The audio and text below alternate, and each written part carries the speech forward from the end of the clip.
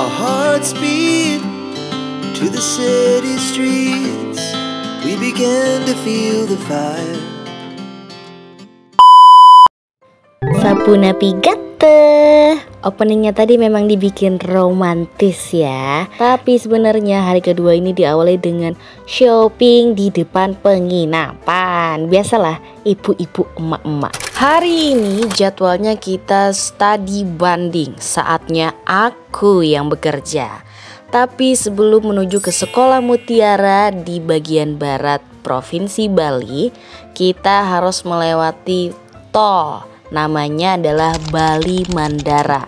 Mandara sendiri merupakan singkatan dari maju, damai, aman, dan sejahtera. Tol ini adalah tol di atas laut dan terpanjang pertama di Indonesia. Panjangnya kalau nggak salah 12,7 km dan menghubungkan 3 kawasan, yakni yang pertama itu Ngurah Rai, Beton, dan Nusa Dua. Wow, luar biasa. Sedang kunjungan ke Sekolah Mutiara.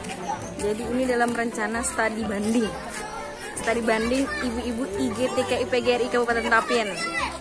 Sebanyak 14 anggota Ikatan Guru Taman Kanak-Kanak Indonesia, Persatuan Guru Republik Indonesia atau IGTKI PGRI Kabupaten Tapin melaksanakan studi tiru ke Sekolah Mutiara di Kabupaten Jimbaran, Bali. Kegiatan yang dilaksanakan dalam rangka menambah wawasan dan pengetahuan terkait pemberian pendidikan kepada anak murid jenjang PAUD dan TK tersebut sangat disambut baik oleh pihak Sekolah Mutiara. Fitriani selaku Ketua Rombongan sekaligus Ketua IGTKI PGRI Kabupaten Tapin mengatakan bahwa dengan melihat secara langsung proses belajar mengajar Sekolah Mutiara yang dilaksanakan secara outdoor dan indoor setiap hari yang berbeda tersebut diharapkan menjadi upaya dari tenaga pendidik untuk meningkatkan kualitas pendidikan sehingga dapat membangun karakter anak agar semakin kuat. Yang didapat di Sekolah Mutiara ini banyak sekali. Misalnya mereka belajar di alam, eksploitasikan pembelajaran di alam, di dalam juga dia ekstranya ada banyak, misalnya pengajian dan banyak juga surah-surah pendek yang dia pelajari.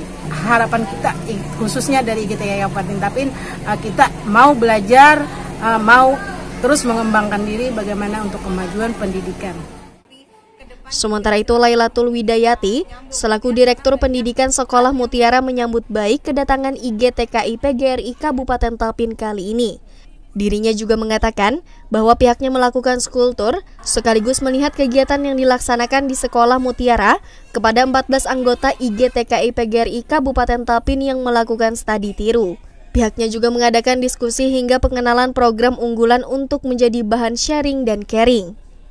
Kedepan pun dirinya berharap agar setiap tenaga pendidik mampu saling menguatkan sehingga mampu terlahirnya generasi emas yang cerdas akademik, sosial hingga emosional. Ini merupakan satu kehormatan dan kebahagiaan bagi kami Sekolah Mutiara, khususnya PAUD Mutiara, kedatangan tamu ya dari jauh dari Kalimantan, dan mudah-mudahan ini kolaborasi ini, kerjasama ini bisa berlangsung tidak hanya hari ini tapi ke depan juga silaturahmi ini bisa nyambung gitu ya. Mudah-mudahan kami sebagai pendidik ya bisa mengarahkan, membimbing dan mencetak generasi-generasi yang sesuai dengan harapan kita bersama, tidak hanya cerdas secara akademis tapi cerdas secara spiritual, emosional dan juga cerdas secara sosial. Dari Kabupaten Jimbaran, Bali, Eva melaporkan. Baiklah teman-teman, kita sudah selesai studi banding di Sekolah Mutiara. Jadi di sini ada PAUD sampai SMP. Jadi kita mau next trip ke wisata lain lagi. Usai studi banding, kita langsung makan siang ke sop kevole ikan. Jadi di sini katanya merupakan kuliner khas Bali. Sebenarnya agak shock ya untuk pertama kali melihat sop ikan ini karena gede dan agak mengerikan gitu. Tapi kan kita liburan ya, kurang afdol dong rasanya kalau misalkan kita liburan tapi nggak juga kulineran gitu. Ya awal-awal sih aku memang harus PDKT dulu ya sama makanan yang satu ini karena berbeda banget dengan rasa yang biasanya aku rasakan. Tapi ternyata lumayan juga, banyak rempah-rempahnya, ada segernya juga, dan ini ikannya kerasa banget masih fresh. Setelah kenyang, lalu kita lanjutkan ke salah satu tempat ibadah yang juga terkenal nih di Bali. Jadi kita lagi ada di salah satu tempat di mana ini tuh isinya ada 5 tempat ibadah 5 agama. Jadi ada masjid, ada vihara, ada pura, ada gereja juga, Kristen, Katolik dan Protestan. Guys, sekarang Eva bersama dengan Be Happy di Bali. Be Happy. Ya. Eva ya? Eva tetap Kan A jadi E. tidak semuanya dong nama tetap. Oh iya guys, aku lupa bilang kalau misalkan kehadiran kita di Bali kali ini bertepatan dengan Hari Raya Galungan. Jadi untuk lebih lanjutnya kita tanya-tanya tour guide kita. Sekarang itu Umanis Galungan. Puncak Galungan itu kemarin. Tanggal 28. Ya, 28. Jadi tanggal 29 Umanis Galungan. Kalau Galungan itu aku lihat di ini ya, dilihat di Google ya, ada 4 hari, bener nggak? Puncaknya itu 3 hari. Jadi dari penampakan hari Selasa, jadi kita menyembelih hewan, kemudian Galungan, puncaknya hari kemenangannya, kemudian Umanis Galungan. Jadi Umanis Galungan ini biasanya orang masih libur suasana hari raya, berkumpul dengan keluarga, dan biasanya lebih digunakan waktu untuk jalan-jalan. Oh, sembelih hewan itu ada hewan tersendiri kan? Ada hewan khusus, yaitu sapi kaki pendek hidung pesek alias baby. Oh, baby. Baby ngefek, ya. Baby. Harus itu kah? Ya, jadi karena simbol kita menyembelih Buddha Kala, jadi simbol energi negatif yang ada dalam diri, yang disembelih adalah babi. Jadi biasanya hari raya penampakan Galungan itu kita menyembelih babi, kemudian babi tersebut kita olah dengan masakan khas Bali seperti lawar, kemudian turutan, sate, dan lain sebagainya. Apakah dibagikan? Dibagikan kepada keluarga. Jadi biasanya satu ekor babi itu dia sudah rencanakan mau dia bagi berapa orang. Jadi kita motong babi itu dia mepatung, istilahnya dalam bahasa Bali patungan. Patungan. Jadi satu ekor babi mungkin dipecah mungkin berapa orang, 10 orang kah, 12 orang tergantung besar kecil babi. Kemudian biayanya juga dibagi ke sekian orang itu. Kemudian baru kita bagi.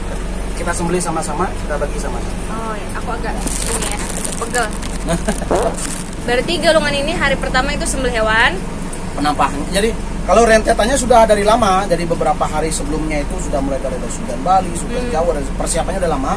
Cuman puncak-puncaknya ini penampakan, Galungan, sama Umanis Galungan. Umanis Galungan. Oh. Terus yang Kuningan tadi? Kuningan itu minggu depan. Jadi setelah kita merayakan Hari Raya Kemenangan, hari keemasannya kita peringati di Hari Raya Kuningan di hari Sabtunya. Oh, jadi Kuningan itu emas ya ibaratnya? Ya, Kuningan keemasan dari kebaikan kan, inti dari Galungan itu kan kebaikan menang melawan kejahatan kan gitu. Di masa keemasannya kita rayakan di hari Kuningan. Jadi hari Galungan itu hari Rebo misalkan minggu ini, minggu pertama, minggu keduanya di hari Sabtu Kuningan. Oh, Kuningan ngapain lagi? Kuningan ya kurang lebih sama kayak Galungan juga, cuman tidak sesemarak Galungan, tidak semegah, semeriah Galungan. Tapi di tiap rumah ada ini juga, ada janur kuning juga? Penjor ini bertahan satu bulan 7 hari kalau nggak salah ya. Jadi bertahan sekian lama gitu. Nanti baru kita pas hari raya Pegatuakan baru nanti kita cabut, baru kita bersihkan, kemudian kita bakar selesai janur. Dan lama. Cuman yang spesial Galungan Kuningan tahun ini ya, itu kebetulan bertepatan berdampingan dengan hari raya Nyepi. Jadi Galungan dulu, Kuningan, terus Nyepi. Dalam waktu yang kurang lebih 1 bulan ya? Kurang lebih lah. Jadi Galungan, Kuningan, Nyepi 2 minggu lebih lah, hampir di bulan yang sama itu. Terus nanti yang ogoh-ogoh itu kapan? Nyepi. Oh, Nyepi. Wah, seru, tidak sempat ini. Wah, harus extend nih. Itu tuh sebelum Nyepinya kah atau hari Nyepinya? Apanya? Ogoh-ogohnya? Ogoh-ogohnya. Sehari sebelum hari raya Nyepi. Oh, berarti ogoh-ogoh dulu baru Nyepi. Ogoh-ogoh dulu baru Nyepi. Jadi hari raya itu disebut hari raya pengerupukan. Pengerupukan. Jadi ngerupuk. Jadi kita bersukaria, bersukacita. Kemudian kita heboh dengan ogoh-ogoh itu, pawai ogoh-ogoh. Jadi ogoh-ogoh ini merupakan simbol keraksasaan, sifat-sifat jahat dan lain sebagainya. Makanya simbol ogoh-ogoh itu pada raksasa yang serem-serem. Nah, kemudian kita bawa arak keliling desa, kemudian kita bakar. Jadi kita bakar simbol-simbol keraksasaan yang ada dalam diri kita, memasuki hari raya Nyepi. Awal tahun baru Saka kita awali dengan sepi. Sepi itu maksudnya biar kita mengheningkan diri, mengintrospeksi diri apa yang sudah kita lakukan di tahun lalu itu, yang negatif yang sudah dilakukan itu kita bertobat, kita renungkan dan menjadi pribadi yang lebih baik lagi setelah hari raya. Di full hari raya Nyepi ini kita nyepi, dan spesialnya Nyepi ini ada 4 pantangan nih. Apa tuh? Yang pertama amati geni. Amati geni. Amati geni, tidak boleh berapi-api, tidak boleh menghidupkan api. Ya, Tidak, lampu pun bahkan dimatikan di malam hari. Cahaya? Ya, jadi cahaya lampu itu malam hari itu dimatiin semua. Oh, jadi gelap nih Bali nih. Gelap Bali, gelap Bali. Kecuali mungkin ada toleransi kalau yang mungkin di rumahnya ada baby atau bayi, Ya. dikasih satu rumah hidup lampunya satu. Oh. Nah, kemudian amati geni, amati karya. Yang kedua, amati karya itu nggak boleh kerja. Oh, libur. Libur, semua libur. Jadi bahkan sampai satu-satunya hari raya yang bisa menyetop penerbangan internasional cuman di Bali. Oke, yang ketiga. Yang ketiga, amati lelungan, tidak boleh bepergian. Tidak boleh bepergian. Diam rumah, di dalam rumah. Fokus rumah aja ya. Kemudian amati lelangan, amati lelungan. Ketika yang keempat, amati lelungan itu tidak boleh bersenang-senang. Jadi kita tidak boleh bersenang-senang. Jadi kita di rumah, kita lebih introspeksi diri, meditasi, sembahyang dan sebagainya. Yang sekiranya diperkenankan keluar itu pecalang namanya. Apa itu? Pecalang itu bukan tuku pecel sandal hilang, bukan ya. Pecalang itu sistem keamanan tradisional di Bali di bawah kuasa desa adat. Jadi semacam kayak hansip dia, tapi dia di bawah komando kepala desa adat. Oh, keamanan nih ya? Ya, keamanan yang kainnya kotak-kotak hitam putih. Dia yang berkeliling memantau dan mengamankan kondisi kawasan areal di pedesaan. Oh, jadi meskipun nggak ada orang tetap ada yang ngamanin. Ya, ada yang awal. Berarti tadi nggak boleh ada api, nggak boleh ada aktivitas, nggak boleh bepergian, dan nggak boleh bersenang-senang. Aku pikir tadi nggak boleh bersenang-senang kayak harus ngegalau mulu di rumah kan. Ya sekalian sih kalau emang gitu. sekalian. Waduh, utang saya banyak. Kita beres Nyepi itu baru kita mulai lagi besoknya start dengan Tahun baru dengan hidup yang baru ya. Hidup yang baru setelah kita berintrospeksi diri selama 1 tahun. Oke. Terima kasih Bli, happy. Ya, see you. Kita lagi ada di Nusa, apa tadi namanya yuk? Nusa 2. Jadi kita akan di sini kita standby dulu buat naik perahu, terus kita akan ke water sport Pulau Penyu. Jadi kita akan melihat budidaya penyu. Oke. Terus perjalanan kita di hari kedua. Perjalanan ke Pulau Penyu memakan waktu 15 sampai 30 menit. Nah, di sini ada sekitar 6 pulau penyu yang dikelola oleh pemerintah dan penduduk setempat. Tapi sebelum sampai ke Pulau Penyu, kita disuguhkan dengan ikan-ikan bergaris. Ini lucu sekali, mereka dikasih makan roti.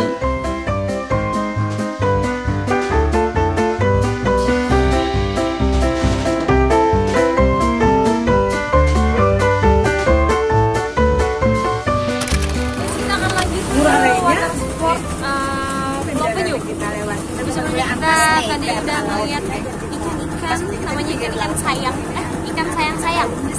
Aku salfok banget guys sama water sport yang satu ini. Pengen banget naik itu dari lama, tapi nggak berani karena nggak bisa berenang. Nah, ini dia penyunya. Ini namanya penyu hijau. Penyu hijau ini penyu yang bisa berkembang besar di lautan. Wow. Ini aja umurnya katanya 70 apa 80 tahunan, dan lihat dong besarnya 2, 3, 4, 5. Wow. Oh iya, tapi ini by the way katanya kalau gigit dia cuma bikin patah jari aja, patah tulang aja. Tapi kalau ini namanya penyu sisik. Dia masih baby dan ini nggak disarankan untuk dipegang, karena kalau misalkan dia gigit tangan kita tuh nggak akan patah aja, tapi juga sampai putus. Kata penjaganya sih begitu. Oh ya, bedanya selain di cangkang juga dari kepalanya. Kalau misalkan penyu sisik ini kepalanya agak segitiga. Kalau misalkan penyu hijau dia agak lebih bulat dan tumpul begitu. Selain ini juga ada penyu albino. Sama seperti nama-nama albino lainnya, dia jenisnya kayak penyu hijau ya. Tapi karena dia albino dan kita tahu albino itu adalah ya kelainan pigmen kulit, jadi dia menarik dan unik sekali. Pulau Penyu ini sebagai wadah penangkaran untuk penyu-penyu langka yang ada di kawasan sini. Penyu ini dianggap langka karena banyak yang mencari mereka dan menjadikan cangkang atau tempurung mereka itu menjadi hiasan. Tapi selain penyu di sini juga ada binatang lainnya seperti reptil yang satu ini, iguana. Dia gemoy banget ya. Dicolek-colek, ditoel-toel dia nggak bergerak. Apa ini mainan ya? Selain iguana ini ada juga ular piton atau yang biasa disambat orang Banjar tuh ular sawah. Dia gede tapi nggak panjang. Apa dia boa ya? Boa nggak sih? Aku nggak tahu ya, banyak jenis ular. Tapi dia gendut sekali dan dia seperti tidak bergerak. Ada burung juga guys di sini. Ada burung kakak tua. Tapi aku selama di sini nggak dengar dia bicara. Ada juga nih burung lainnya. Nah itu burung ayam itu yang di bawah sana. Nah ini katanya sih ini burung enggang, tapi aku yang orang Kalimantan kok nggak yakin ya kalau ini burung enggang. Ya hitam dan besar sih, tapi tidak melompat seperti itu juga.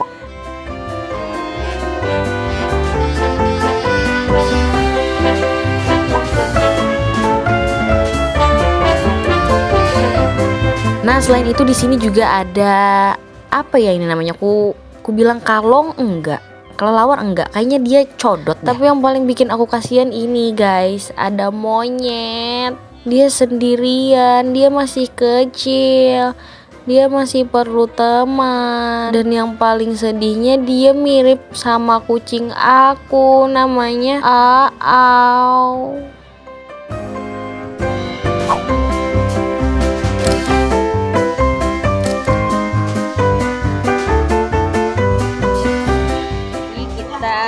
Karena ke pantai dan kepanasan, kita beli kelapa muda.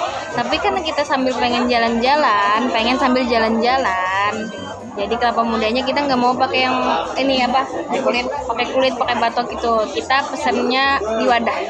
Jadi kita disurungi. Wow. Gede. Yang paling penting guys dalam liburan adalah tidak melupakan makan mie.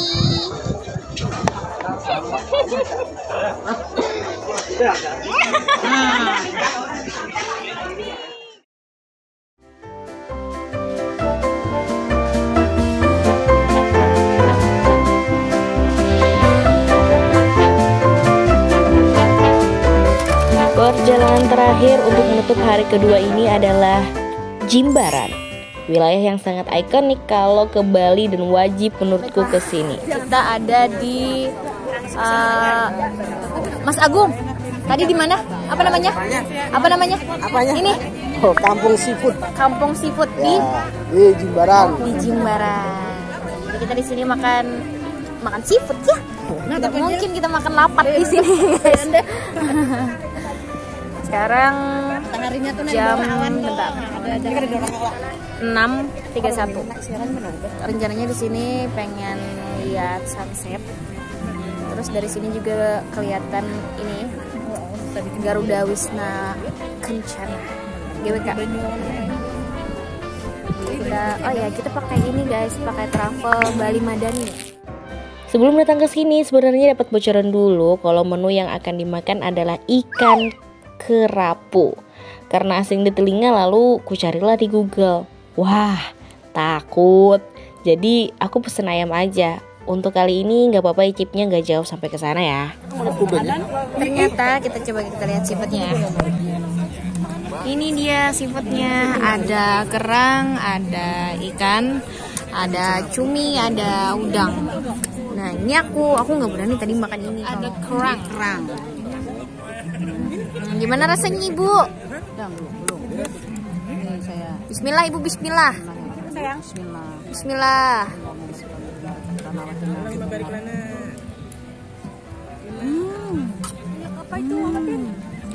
Kijing. Kita coba satu lagi. Ya boleh. Harus mana sih harusnya? Oh my god.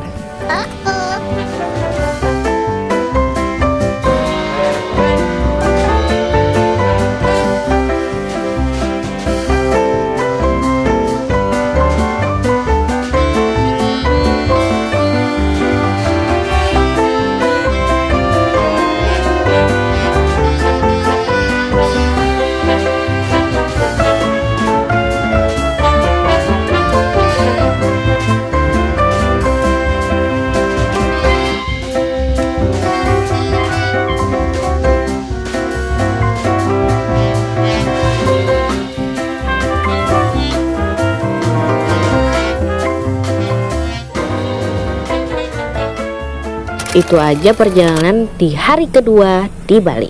Sampai bertemu di part ketiga. Bye. To the city streets, we began to feel the fire. We rise like tall buildings as the chemicals they take us